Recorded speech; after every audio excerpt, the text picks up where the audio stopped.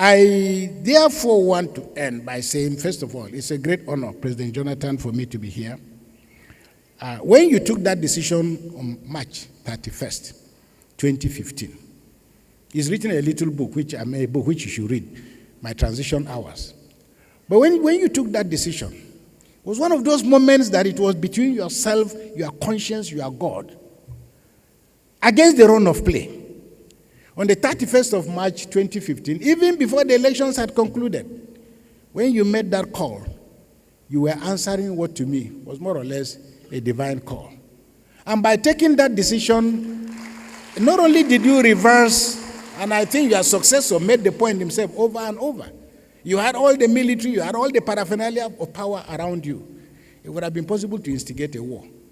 But by taking that decision, in my view, the people of Athens entrusted into your hands a torch of hope, a torch of what democracy should look like.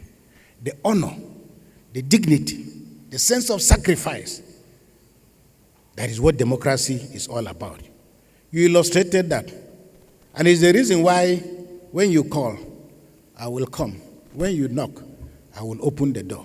Because right now, I had to excuse myself from a meeting of the Catholic Bishops' Conference of Nigeria, which is still on. Our meeting is finishing actually on Sunday. But I had to excuse myself to be here because I thought it was a great honor for me, to be with you.